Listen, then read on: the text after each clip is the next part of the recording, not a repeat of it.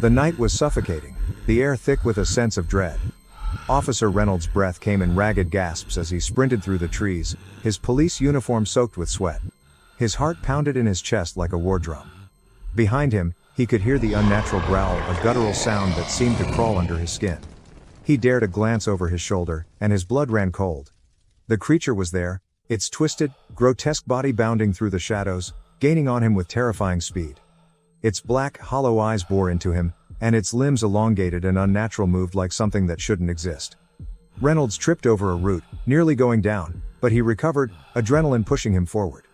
Ahead, through the twisted trees, he saw it, a mansion, towering over the landscape like some forgotten monument of a time long past. The building seemed ancient, its silhouette sharp and imposing, surrounded by an eerie village that stretches out like a forgotten nightmare. With no other option, Reynolds aimed for the mansion. Maybe, just maybe, he could find shelter within its walls, or at least put some distance between him and the creature. He could hear the thing getting closer, its claws scraping against the earth. Desperation clawed at his throat as he pushed his legs to go faster, but no matter how hard he ran, it wasn't enough. The creature let out a screech that pierced the night, and Reynolds nearly screamed himself. It was so close now, he could feel its presence like a weight on his back. Just as he reached the mansion's grounds, the creature leapt. It didn't aim for him. It vaulted against the stone walls of the mansion with a force that shook the air. The impact sent echoes of a low, rumbling noise through the night, and dust trickled down from the ancient stones. Reynolds stumbled in terror, collapsing to his knees, eyes wide as he watched the monstrous thing twist unnaturally in mid-air, its jagged claws scraping against the wall before it kicked off, launching itself back toward him with savage grace. He had no time to react. The creature landed with a brutal thud, its sharp claws slicing through the air, and in a heartbeat, it tore through him. The officer's body split in two with sickening ease, his screams cut short, and the night was quiet again, save for the creature's low growl as it stood over the bloodied remains.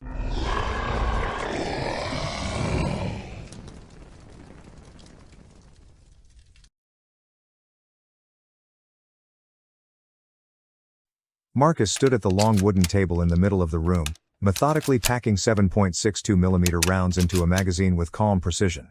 The soft metallic click of each bullet echoed in the silence, contrasting with the tension building around him.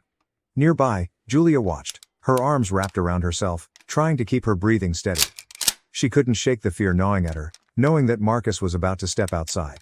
"Do you really have to go out there?" she asked quietly, her voice wavering despite her best efforts to sound composed.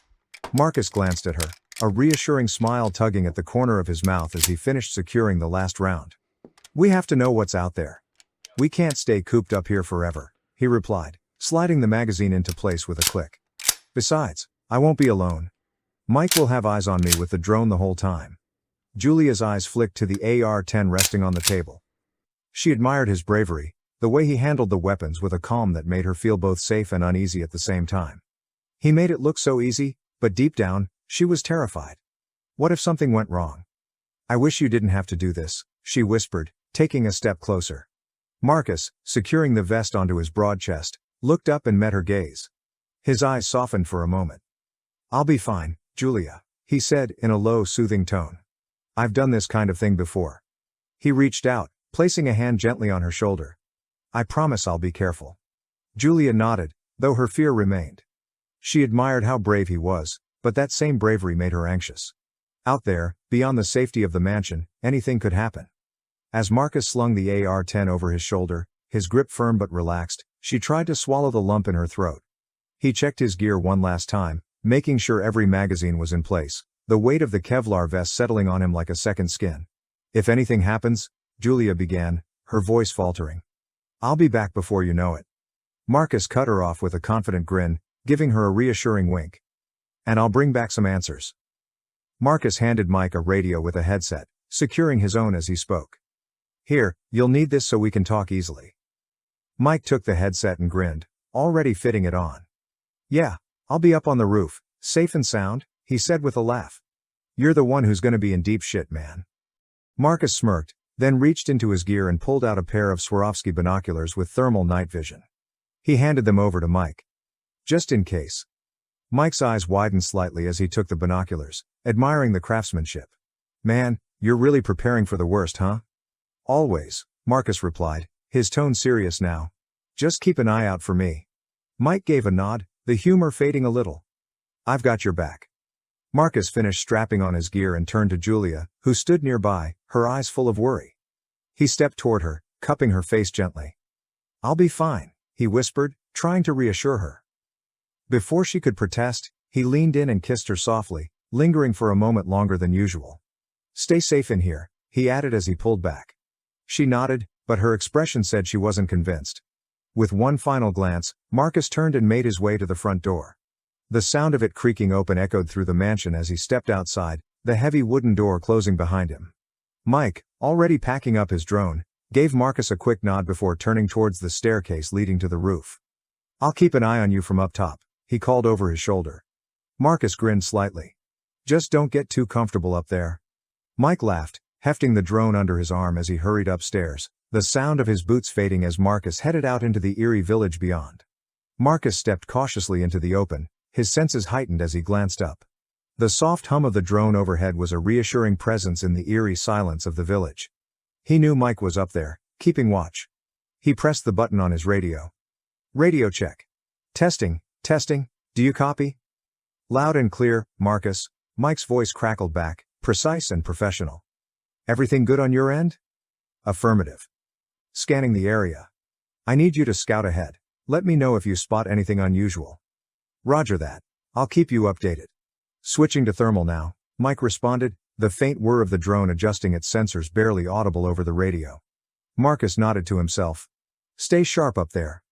I'll move forward cautiously. Copy that. Just keep your head on a swivel. You know what's out there. Mike said before the connection fell silent, leaving Marcus alone in the dim light of the abandoned village, waiting for updates from the drone.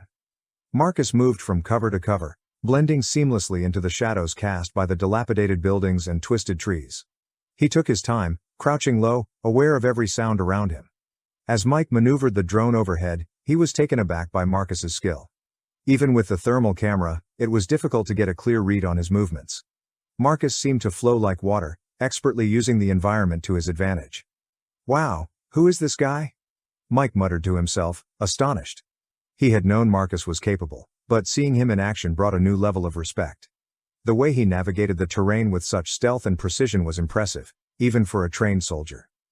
Mike refocused on the screen, keeping the drone steady above Marcus as he continued to scout the area. He felt a mix of admiration and concern, knowing that while Marcus was skilled, the dangers of the village were far from over. As Marcus approached the abandoned building, roughly 500 meters away from the mansion, he stopped and took cover in the shadows.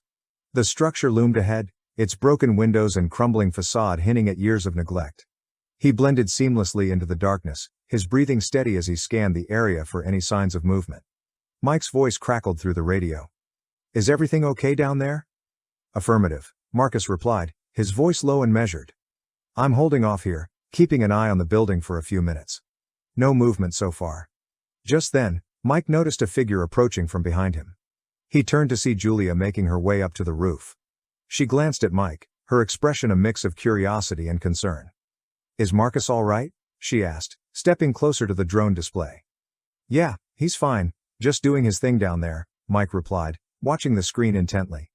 He's keeping watch on that abandoned building.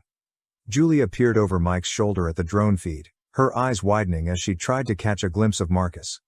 I can't believe he's out there. What if... Hey, he knows what he's doing, Mike reassured her, though he shared her unease. Let's just keep an eye on him. Together, they focused on the display, watching the thermal imaging of the area surrounding the building, hoping for the best but ready for anything. Marcus, hold up, Mike exclaimed, urgency in his tone. I see something moving on the other side of the building heading in your direction. Can't make out what it is, but it doesn't look as big as those other creatures. Marcus froze, his heart racing. Copy that. I'll stay put and observe. He crouched low, peering around the edge of the building. The shadows danced around him, and he focused his attention on the area Mike indicated. Every muscle in his body was tense, ready to react. Any more details? Marcus asked, his voice steady despite the adrenaline coursing through him. Not yet, Mike replied, adjusting the drone's angle for a better view. It's small, maybe the size of a dog or a large cat. Just keep your eyes peeled. Understood, Marcus said, shifting slightly to maintain his cover. Let me know if it gets any closer. As he waited, the silence grew heavy, the weight of the unknown pressing down on him. The thrill of the hunt mixed with an unsettling sense of foreboding as he scanned the shadows, ready for whatever came next. Whatever had been moving on the other side of the building had vanished from sight, perhaps darting inside. Marcus tightened his grip on the AR-10, lifting it to his shoulder, the barrel pointing forward as he advanced cautiously toward the building. He could feel the weight of the moment settling around him. Approaching the door, he paused, taking a breath before slipping inside like a shadow. The interior was dim, the remnants of what once might have been a vibrant space now cloaked in dust and decay. It was hard to tell if this had ever been a school. There were no desks, no classrooms, just empty rooms and scattered debris. Marcus moved through the lower level slowly and deliberately, each step calculated. He made a point to check every corner, scanning the shadows for any sign of movement. It felt like an eternity as he pushed deeper into the building, the silence amplifying his senses. The effort to move with such care was exhausting. He had forgotten how physically demanding it could be to maintain this level of focus. Every creak of the floorboards felt amplified, every breath he took measured. He forced himself to remember the training, the countless hours spent honing these skills. It was a matter of survival. He could not afford to skip any corners, any spaces that might hide an unseen threat ready to jump out at him from the darkness. As he sliced a corner, he felt the tension in the air. Each empty room held a potential danger, and he reminded himself to stay sharp, to remain vigilant. With every sound, he tensed, ready to react, knowing that the unknown could be lurking just beyond his sight. Just as Marcus began to relax his focus, the sudden, piercing scream echoed from the floor above him, shattering the oppressive silence. It sent a chill down his spine, and instinct kicked in. "Someone is here," he said urgently over the radio, his heart racing. "What? Where?" Mike's voice crackled back, urgency lacing his tone as he rotated the drone overhead, trying to gain a clearer view of the building's upper floors.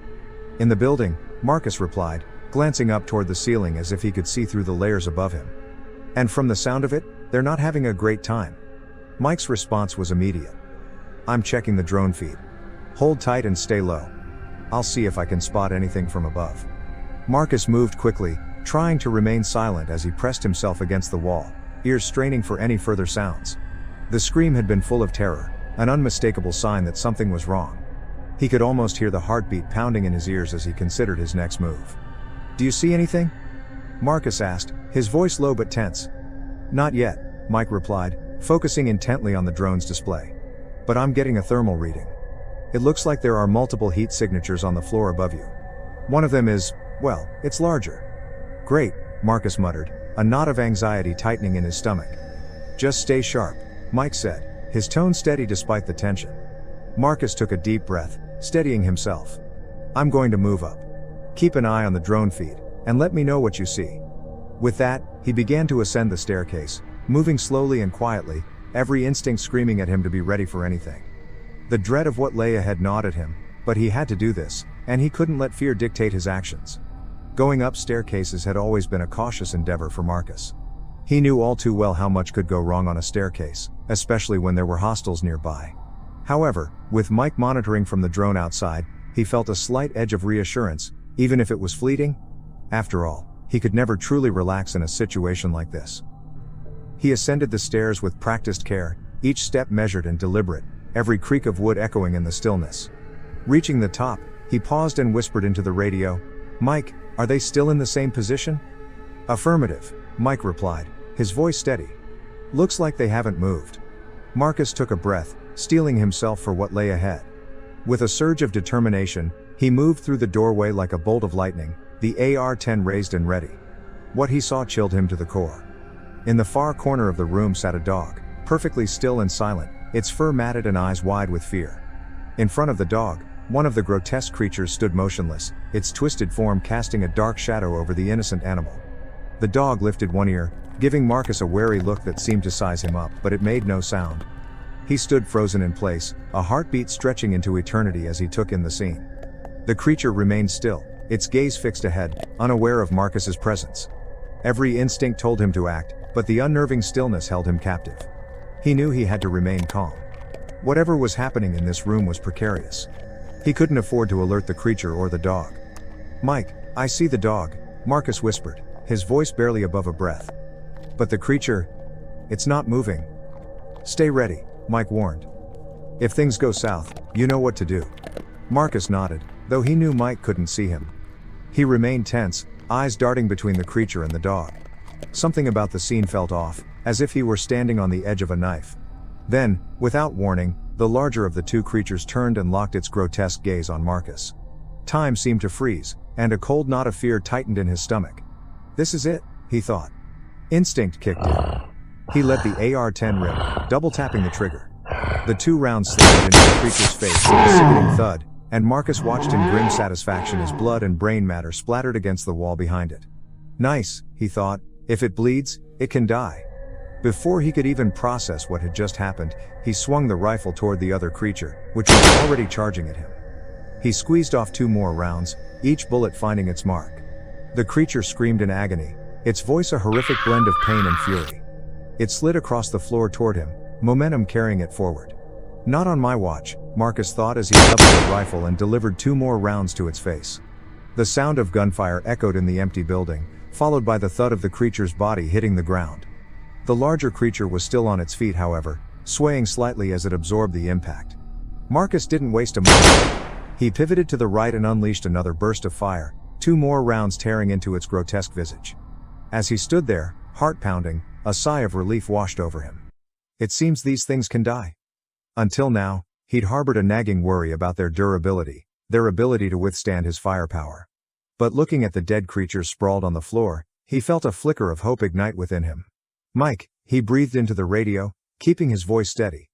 I just took down 2. We can kill them. Copy that, Mike replied, his tone laced with surprise. You all right up there? Yeah, I'm good, Marcus said, though he could feel the adrenaline still coursing through his veins. Just need to check the area. He took a deep breath, scanning the room for any other threats, feeling the weight of his weapon in his hands. The fight had only just begun, but for the first time since entering the mansion, he felt a sense of control. The dog got up and leisurely jogged over to Marcus, its tail wagging, and licked his hand as if they were old friends. It seemed completely unfazed by the recent chaos. Marcus crouched down, studying the Belgian Malinois, his instincts kicking in. This dog was no ordinary mutt. It was a trained police or military service dog. But how and why was it here? Suddenly, a flashback hit him like a cold wave. He recalled the horrific moment when he encountered the first creature, the body of the man who had been torn apart. It had been too badly broken to make out much detail from a distance, but now that he thought back, he was sure the man had been wearing a police uniform. How did he miss this? A sense of dread washed over him. He couldn't believe he hadn't pieced it together sooner. The dog must have been with the officer, and now it all made sense. Frank's revolver, the creature's presence, the urgency of their situation. With this revelation, he understood the implications. They were the escaped convicts. His stomach knotted at the thought, and he knew that keeping this information from the others would be crucial. He couldn't let anyone else know what he had just uncovered. Come here, buddy, he murmured, beckoning the dog closer. The Malinois responded, trotting up to him, its eyes full of loyalty and understanding. Marcus felt a flicker of hope. Maybe the dog could help them navigate this nightmare. Suddenly, the radio crackled to life, Mike's voice cutting through the tension. Marcus, we have a problem. I see multiple creatures heading in your direction. You better run. Panic surged through Marcus as he processed the warning. He glanced back at the dead creatures sprawled across the floor, their lifeless bodies offering a temporary sense of security that now seemed foolish. The Malinois stood alert beside him, eyes focused and ready for action. Copy that, Mike, Marcus replied, his voice steady despite the adrenaline coursing through him. How many? Looks like at least 4, maybe more. They're moving fast. Get out of there now. Marcus didn't need to be told twice. He felt a rush of urgency as he turned to sprint for the door, the dog already following him without hesitation. Together, they dashed out of the abandoned building, and Marcus glanced around for a clear route back to the mansion. Where do I go? He asked, scanning the area for any signs of safety. Head straight. The creatures are coming from the other side of the building. The route back to the mansion is clear. Mike instructed, his voice urgent. Roger that. Marcus bolted forward, feeling the dog close at his side. Every instinct screamed for him to get back to the mansion as the growls of the approaching creatures echoed through the air, chilling him to the bone. He pushed himself to run faster, determined to reach safety. As Marcus had a clear view of the mansion, his mind raced back to the courtyard where he first encountered the creature. The body of the officer, he thought suddenly. Fuck it, he muttered under his breath. Without a second thought, He veered off course, sprinting toward the courtyard, his heart pounding. Mike and Julia, watching through the drone feed, immediately noticed his change in direction. "What are you doing, Marcus?" Julia's voice cracked through the radio, concern evident. "I have to check something urgent," Marcus replied, barely slowing his pace. He threw a glance over his shoulder. No sign of the creatures yet, but he could hear them, their guttural growls echoing through the eerie village, closing in on his trail. He knew they wouldn't miss his scent much longer. Rounding the corner of the courtyard, he spotted the remains. The stench hit him like a wall, a brutal reminder of the carnage. Marcus knew that smell too well, and he had never managed to get used to it. Marcus pushed through it, focusing on his mission. There, tangled in the mess of broken bones and torn flesh, something caught his eye. A glint of metal. He crouched down, gagging at the sight, but quickly spotted what he had come for, a police badge. It was lodged between the remains of the officer's ribcage, barely visible. With a swift grimace-filled motion, he yanked it free. "Got it," Marcus whispered, immediately turning on his heel and bolting toward the mansion, the dog silent and steady right by his side. Hurry up, Marcus. They're closing in fast," Mike urged through the radio. Marcus's eyes darted to his left. His heart stopped for a beat. Shit. There they were, 5, maybe 6 creatures, moving inhumanly fast, only about 150 meters away and closing in quickly. "Fuck," Marcus spat as he sprinted even harder to the front door. Marcus's heart pounded as the fastest of the creatures closed the gap between them. The AR kicked hard against his shoulder as he fired off round after round, trying to stop the monster's relentless charge.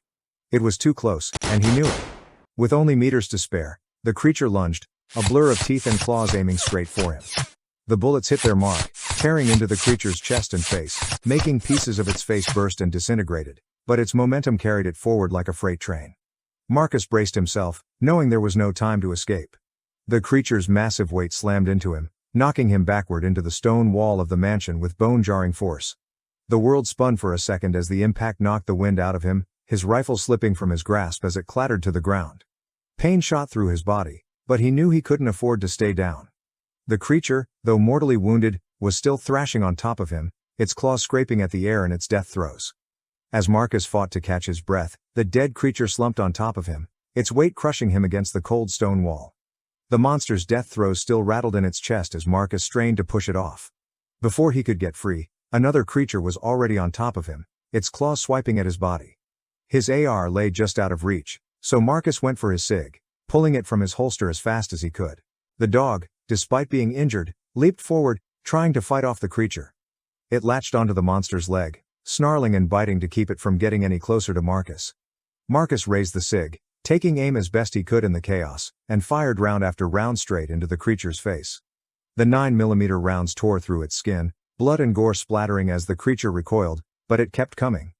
Marcus squeezed the trigger again, putting another shot right between its eyes. Finally, the monster fell, collapsing on top of him. With a grunt, Marcus shoved the heavy, lifeless body off of himself, his chest heaving with exertion. He rolled to his knees, trying to catch his breath when he heard a sudden crash. The door to the mansion swung open with force, and Julia stood there, panic written all over her face. "Marcus, move! Get inside, now!" she shouted. Marcus glanced around, his mind racing. That's when he saw the dog lying on its side, whimpering in pain. The creature had managed to sink its teeth into the dog's back during the struggle. Without a second thought, Marcus scrambled to his feet, grabbing the dog by its harness and dragging it toward the mansion. His muscles screamed in protest, but he refused to leave the dog behind. As soon as they were inside, Julia slammed the door shut with a deafening thud. The sounds of the creatures outside faded slightly, their angry howls muffled by the thick walls of the mansion. Marcus collapsed against the wall, still gripping the dog's harness, his heart pounding in his chest. "Is it okay?" Julia asked, her voice trembling as she knelt down beside them, her eyes wide with fear and concern. Marcus quickly checked the dog's wounds. Blood matted its fur, but it was still breathing. "It's hurt," he said, his voice rough. "But it can make it if we act fast." "We need to get Lukas and Amber," Julia said, already moving toward the hallway. "They can help." "Call them now," Marcus said, his mind racing as he kept his hand on the dog's harness. "Tell them to bring whatever they need to patch this guy up. We can't let him die." Marcus, bruised but okay, sat down after dragging the injured dog, and Mike stayed on watch through the drone, curious to see what the creatures are doing outside after all the commotion. Amber and Lukas rushed downstairs, quickly asking what had happened. The dog's hurt, Marcus said, glancing at the creature bite on its side. We need to help it. Without hesitation, Lukas bent down to check the dog's injury. I'm not a vet, he muttered. But I'll do my best. Amber nodded in agreement. We have to act fast. They scooped up the dog, carefully carrying it toward the room filled with medical supplies. As they hurried upstairs, Lukas looked determined to save the dog, hoping his experience as a surgeon would be enough for this task. As they carried the injured dog up the stairs, Amber and Lukas noticed something unsettling. Around the bite wounds on the dog's back, a green, slimy substance oozed from where the creature had bitten it. The smell was awful, a putrid stench that made both of them grimace. Amber frowned, inspecting the wounds more closely. What is that stuff? She asked, disgusted. Lukas shook his head, worry creasing his brow. It must be from the creature. This could be some sort of toxin or infection from its bite. They exchanged a quick glance, both realizing the urgency of the situation. The green substance was seeping deeper into the dog's wounds, and they didn't know how much time they had before it got worse. Let's hurry, Lukas said, his voice tense. We need to clean this up fast, or it could spread.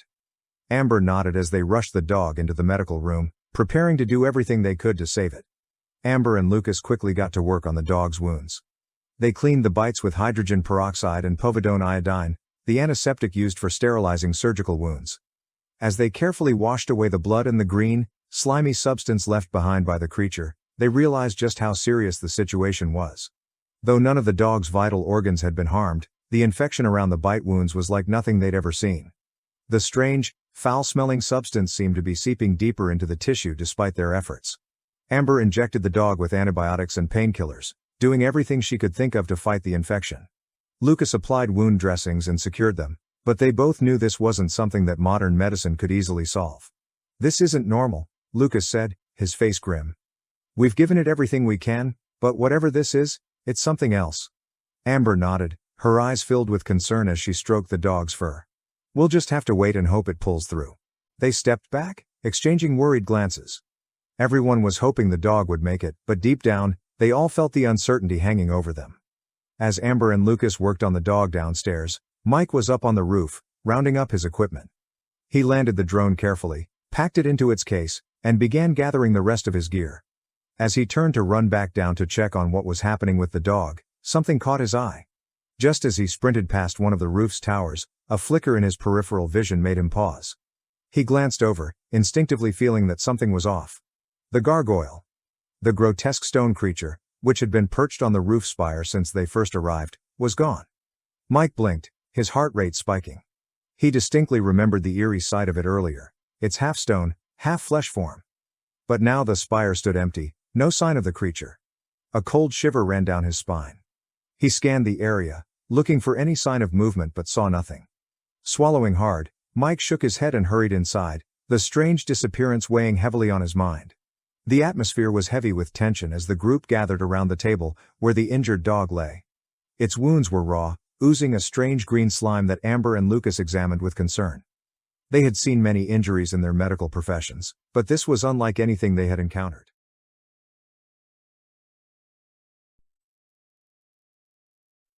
The dust still hangs in the blood-red light. Gunshots fade into the night. Monsters dead, their screams now gone. But somehow it still feels wrong.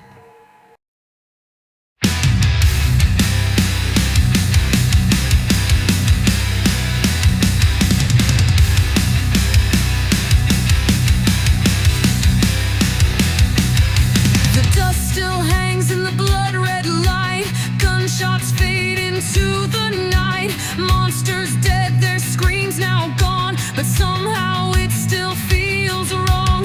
Marcus kneels, the fight is done. But nothing feels like we have won. Knox lies still, breathe thin and slow. And no one knows where we'll go. Beneath the smoke we found no peace. Only silence where death released. He's slipping through too far to reach. And none of us have words to speak. The fire's out, the sky is gray.